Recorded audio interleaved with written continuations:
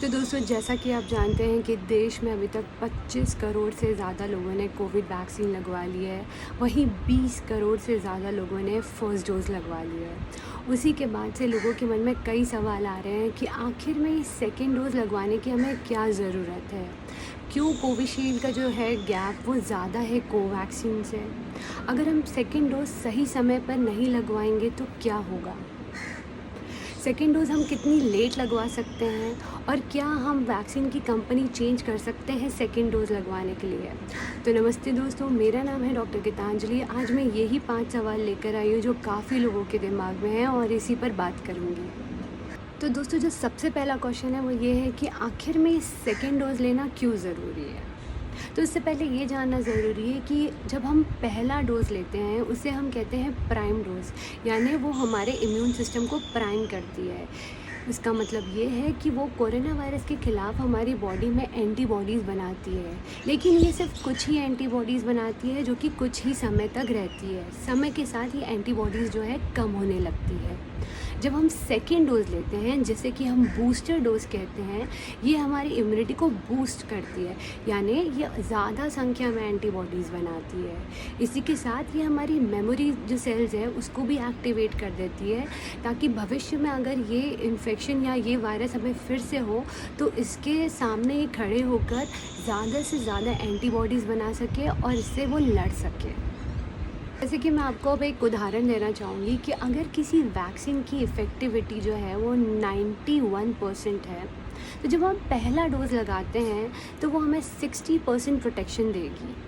वहीं जब हम दूसरा डोज़ लेंगे, बूस्टर डोज़ लेंगे, तो उसका काम यही होता है कि उस 60% को वो 91% तक लेकर जाएगी। लेकिन अगर हम सिर्फ सिंगल डोज़ लगाते हैं, यानी कि हम सिर्फ फर्स्ट डोज़ लगवा रहे हैं, तो वो सिर्फ 60% प्रोटेक्शन देगी, वो भी कुछ ही समय तक, और वही समय के साथ जो है वो प्रोटेक्शन भी कम होती जाएगी। इसलिए वैक्सीन के दोनों डोज़ लगवाना बहुत ज़रूरी है।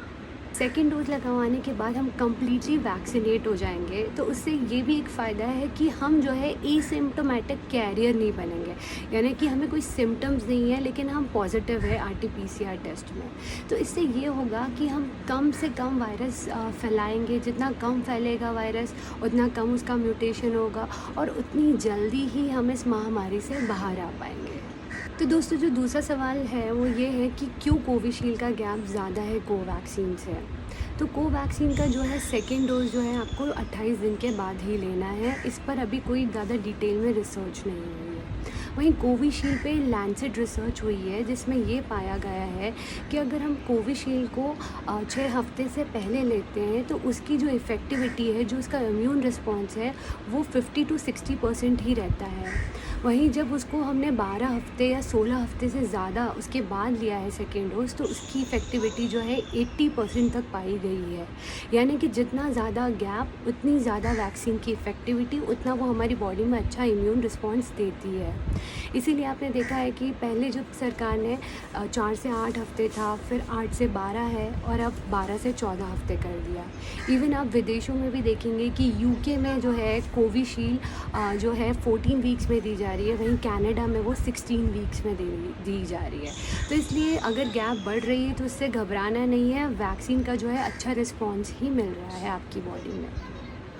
तो दोस्तों, जो तीसरा क्वेश्चन है वो ये है कि अगर तय समय पे सेकंड डोज़ नहीं मिलती है तो क्या होगा। तो देखिए, सबसे पहले आपको घबराना नहीं है।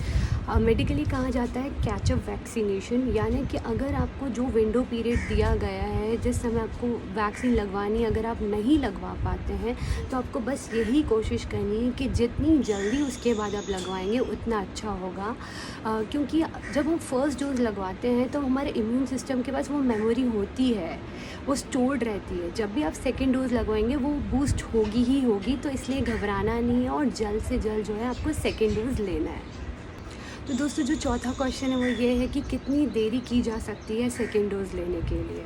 तो कोवैक्सीन तो आपको 28 दिन में ही लेनी है और ज़्यादा से ज़्यादा आप 1 हफ़्ता एक्सटेंड कर सकते हैं, क्योंकि इस पे कुछ रिसर्च नहीं है, कोई डाटा नहीं है, तो इस पर कहना थोड़ा मुश्किल है। वहीं कोविशील्ड का डाटे में ये पाया गया है कि उसको 16 वीक्स तक हम ले सकते हैं, अभी तक जो रिसर्च हुई है। लेकिन अगर इसके बाद भी अगर आपको देरी हो जाती है, 16 वीक से ऊपर हो जाता है, 1 महीना हो जाता है, 2 महीना हो जाता है, तब भी टेंशन नहीं लेनी है। इसका मतलब ये नहीं है कि आपको वैक्सीन शुरू से शुरू करनी पड़ेगी, यानी फिर से आपको फर्स्ट डोज़ लेके सेकंड लेना पड़ेगा। ऐसा बिल्कुल नहीं है। आपको जब मौका मिले आप तभी, जैसे ही मौका मिले आप सेकंड डोज़ तुरंत जाकर लगवा सकते हैं। तो दोस्तों जो आखिरी क्वेश्चन है वो ये है कि क्या हम अलग कंपनी की वैक्सीन सेकेंड डोज़ में लगवा सकते हैं? तो ये जो एरिया है अभी वो एक्टिव रिसर्च का एरिया है, इस पर अभी रिसर्च चल ही रही है। लेकिन आप कोशिश कीजिए कि सेम कंपनी की ही दोनों डोज़ लगवाएं, क्योंकि देखिए कोवैक्सीन जो है और कोविशील्ड दोनों अलग अलग तरीके से बनी हुई है और वो अलग अलग तरीके से काम करती है। तो इस पर अभी कोई डाटा नहीं है। मिक्स एंड मैच कंसेप्ट अभी इंडिया में शुरू नहीं हुआ है। हाँ, विदेशों में ये चालू हो चुका है क्योंकि उनके पास डाटा है। जब तक ऐसा कोई सेफ्टी डाटा नहीं आ जाता है तो सेफ्टी साइड पर अपने लिए हम यही कर सकते हैं कि हम सेम कंपनी की जो है दोनों डोज़ लगवाएं। तो दोस्तों यही सारी जानकारी जानना बहुत ज़रूरी है सेकेंड डोज़ के बारे में, और कोशिश कीजिए ज़्यादा से ज़्यादा लोगों के पास ये इन्फॉर्मेशन जाए। थैंक यू दोस्तों मेरा ये वीडियो देखने के लिए। अगर आपको अच्छी लगी हो तो लाइक कीजिएगा और सब्सक्राइब भी।